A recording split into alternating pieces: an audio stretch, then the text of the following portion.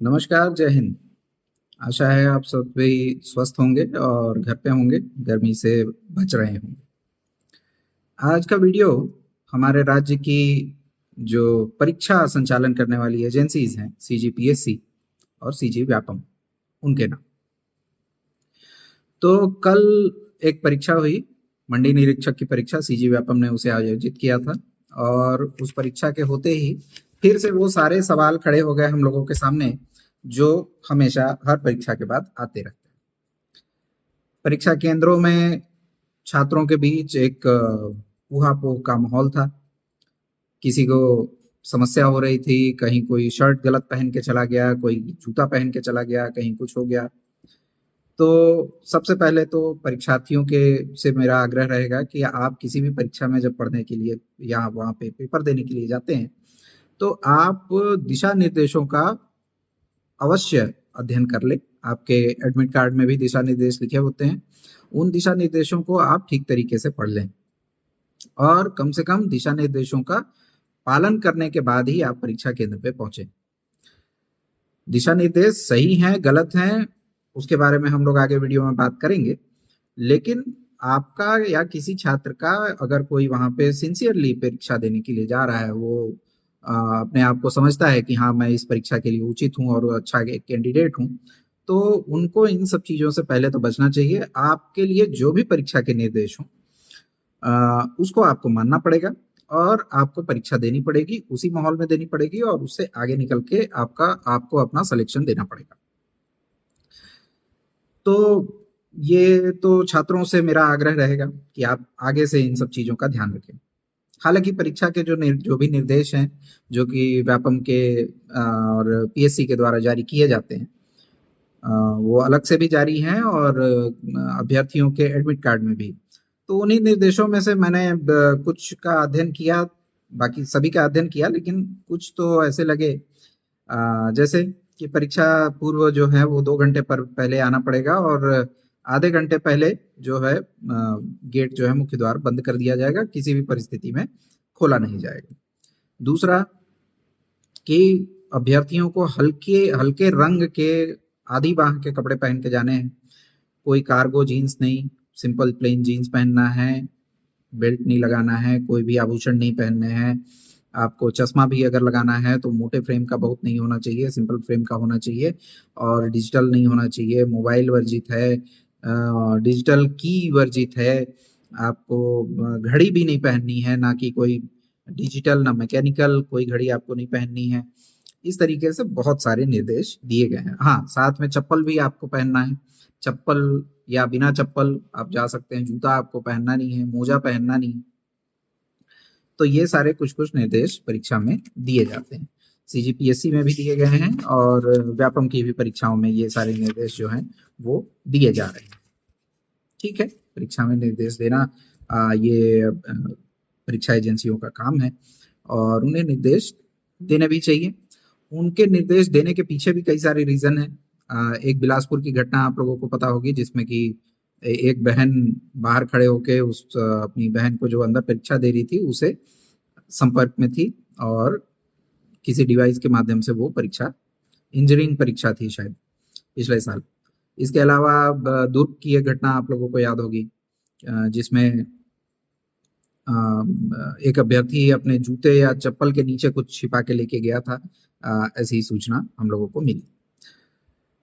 ठीक है, परीक्षा निर्देश जो है वो समय समय पर परीक्षा एजेंसियां जो हैं अपने परीक्षा जो तंत्र है, सिस्टम है, उसको सुरक्षित रखने के लिए, सुदृढ़ बनाने के लिए और अच्छे तरीके से परीक्षा कराने के लिए जारी करती रहती है।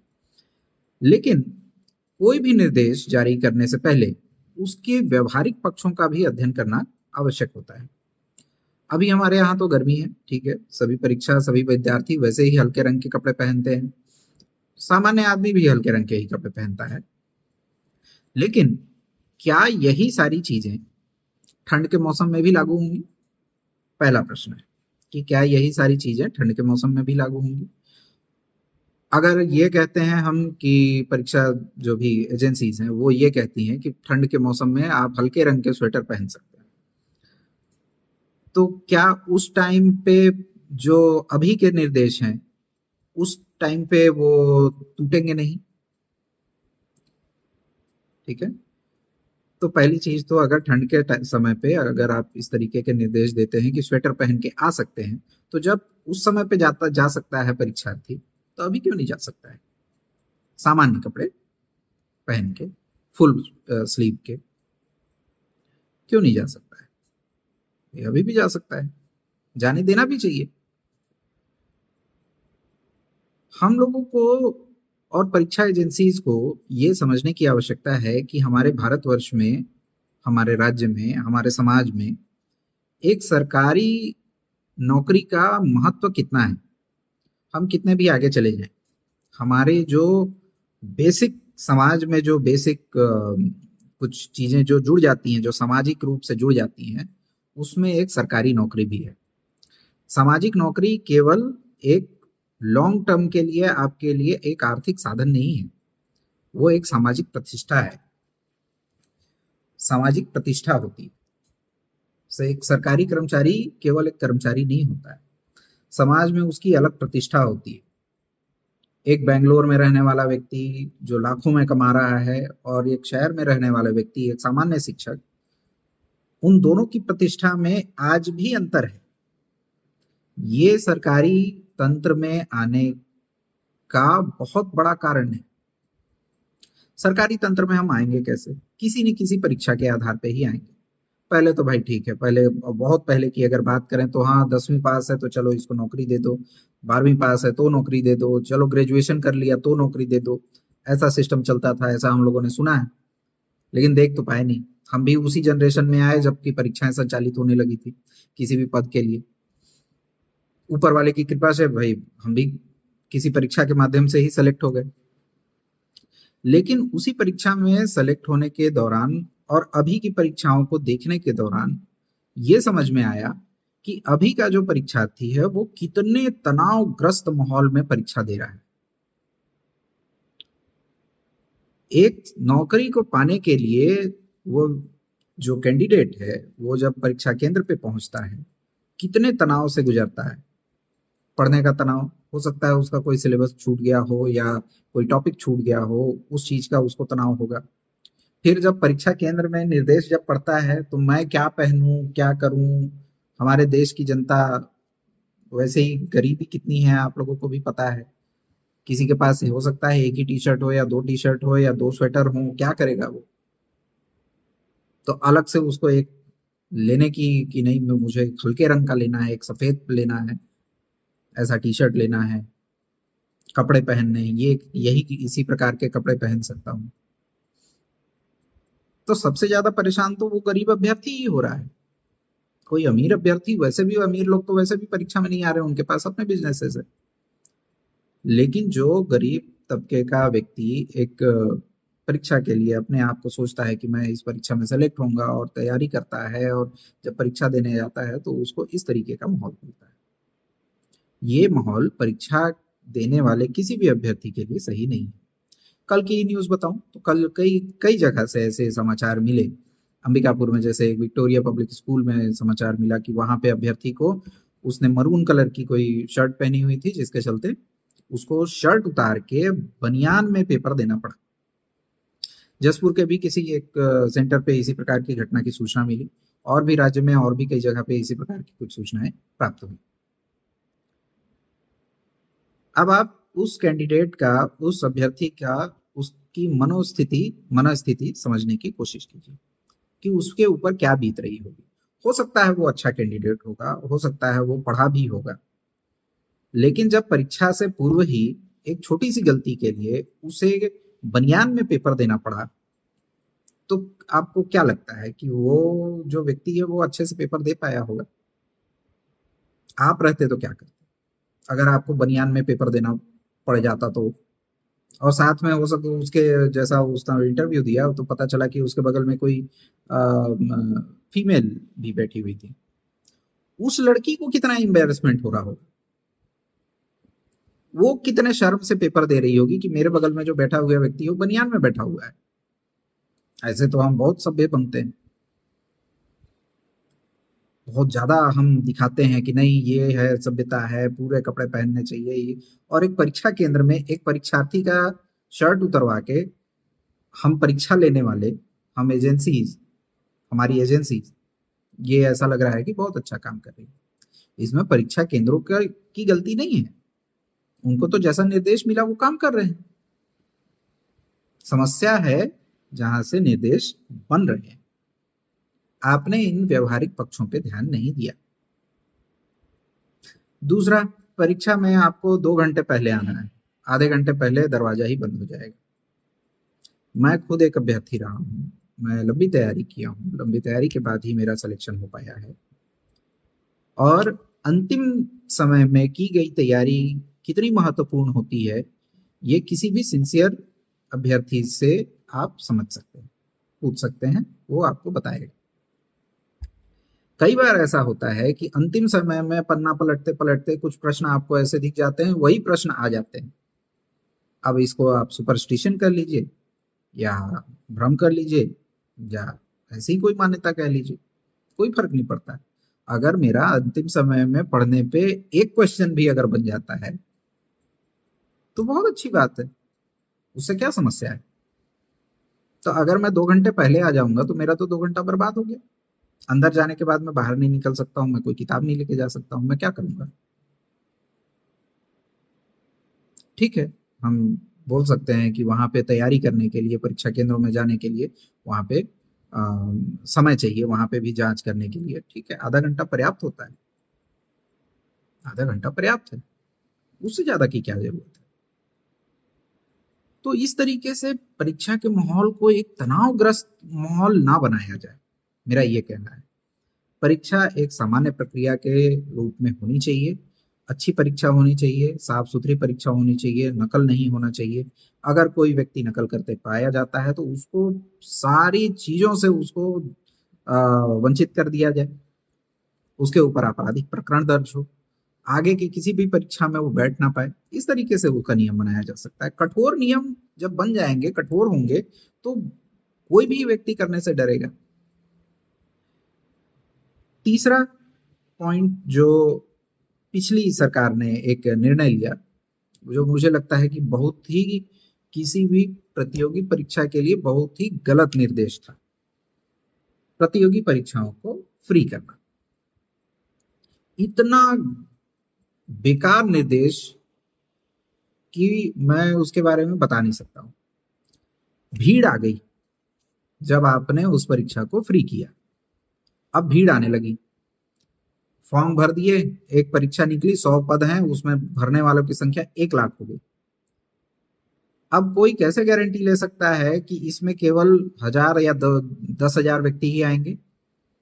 हमको तैयारी तो 1 लाख के लिए करनी होगी। 1 लाख व्यक्तियों के लिए अगर हम परीक्षा ले रहे हैं तो हमको परीक्षा केंद्र भी बनाने पड़ेंगे, हमको शिक्षकों की व्यवस्था करनी पड़ेगी, हमको पर्यवेक्षकों की व्यवस्था करनी पड़ेगी, अलग अलग प्रकार के जो तंत्र हैं उसको हम लोगों को उसकी उसकी सहायता लेनी पड़ेगी, लोगों को हमको अलग से उसका मानदेय देना पड़ेगा।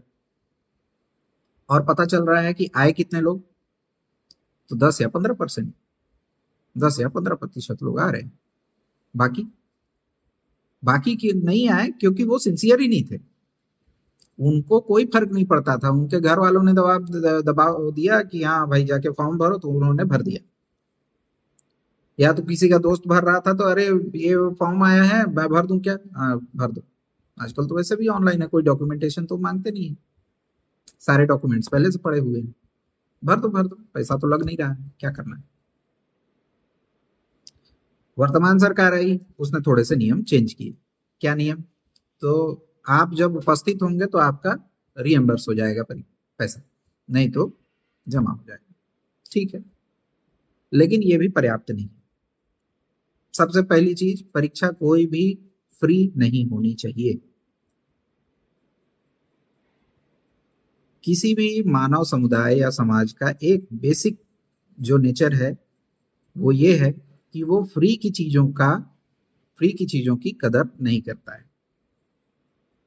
आप किसी भी फ्री की चीज ले लीजिए, आप चाहे फ्री में आप पूरा राशन दे दीजिए, या फ्री में आप महतारी बंधन दे दीजिए, या कुछ भी दे दीजिए, भारत के अलग अलग राज्यों में अलग अलग चीजें फ्री मिल रही हैं।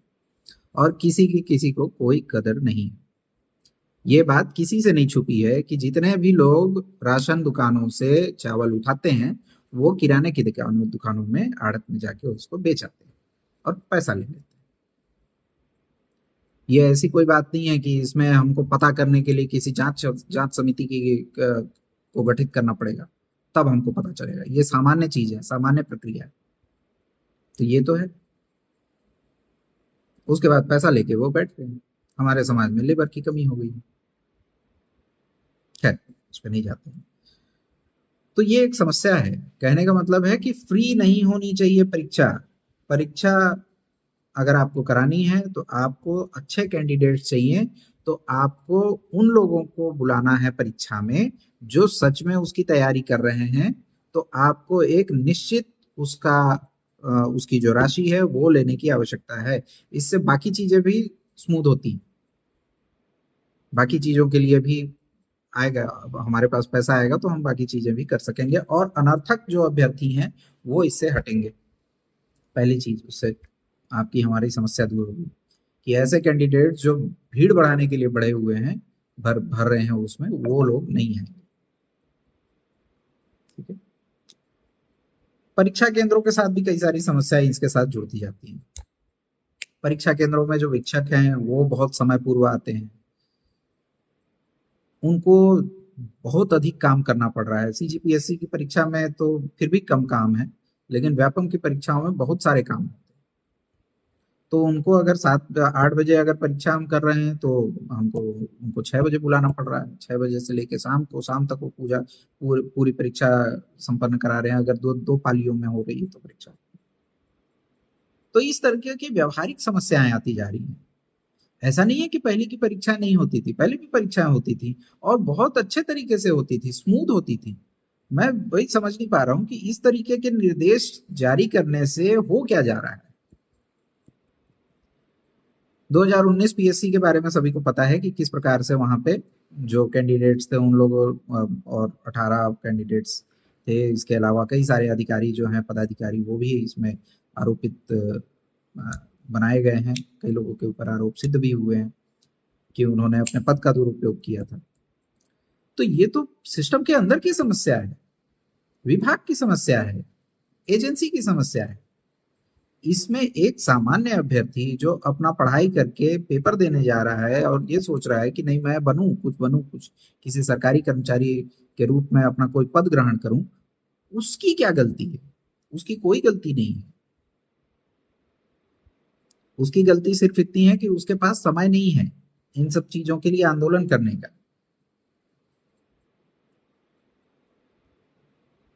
ठीक है।